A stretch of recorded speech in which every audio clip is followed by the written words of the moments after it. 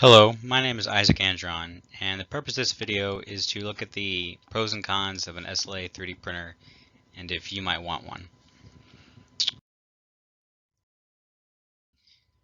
So the most common type of 3D printing is actually called FDM, or Fused Deposition Modeling, which is filament based. But I'm going to talk to you about stereolithography or SLA 3D printing, which is a little bit more advanced and uses photopolymers. There's also binder jetting, also known as drop-on powder 3D printing, or metal 3D printing, which is more recent development, which uses direct metal laser sintering. But both of those are a little bit more advanced and out of the reach of the average consumer. So I'm just going to talk about SLA 3D printing and sort of compare it to FDM 3D printing. So the basic idea of SLA 3D printing is that it uses photopolymer, which is a liquid resin that solidifies when exposed to a particular wavelength of light. For a Form 2 3D printer, it's 405 nanometers. And so the basic idea is that a laser beam at that particular wavelength is going to shine through an optical window into a resin tank and trace out each layer of your part, solidifying each layer onto the build platform and building up your part layer by layer.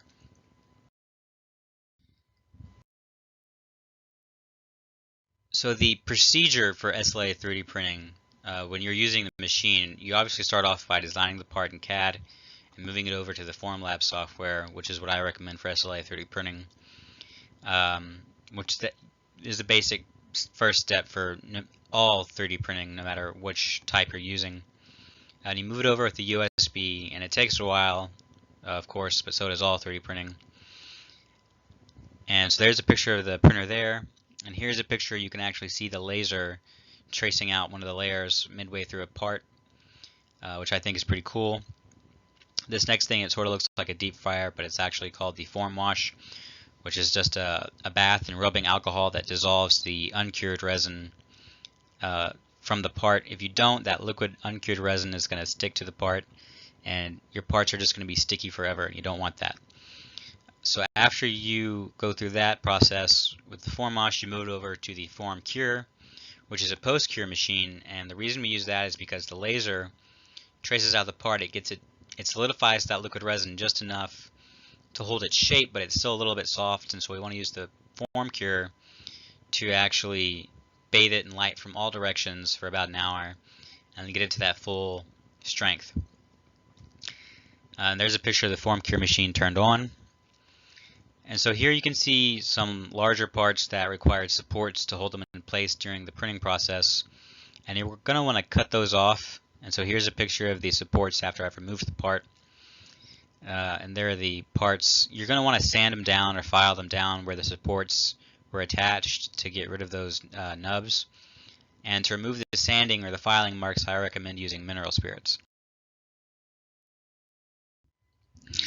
So to compare FDM and SLA 3D printing, the FDM procedure is a little bit quicker. Well, it's actually significantly quicker, to be honest. You start off the same, designing it in CAD, moving it over to the 3D printer software. With this one, you just use an SD card. Yeah, this is a Creator Pro printer, by the way. And the only real step you have to take, other than just starting the print and taking it out when you're done, is adding glue. I use a glue stick to the printing platform. And you do that to make sure that your part sticks to the print bed. I also recommend putting down some tape, so cleaning is a little bit easier. When that residue builds up over time, you can just take off the tape, add more tape, keep going. Here's an example of what happens if you don't add the glue and your part does not stick to the platform. Each layer will sort of twist into the previous layer.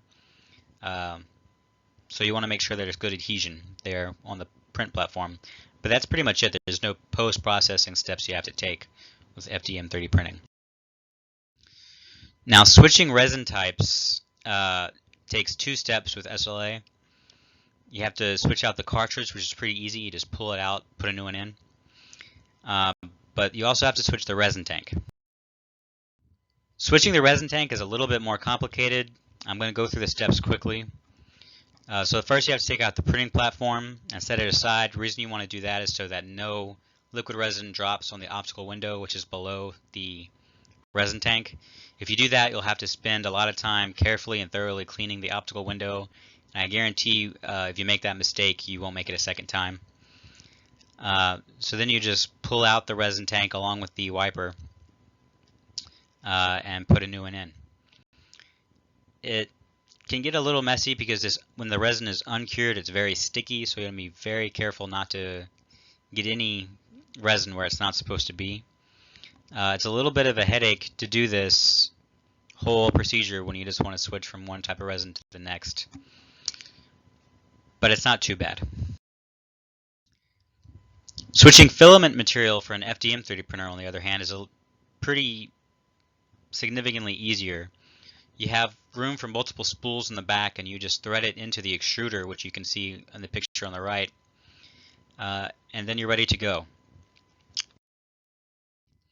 So I also want to talk about the accuracy of the parts made.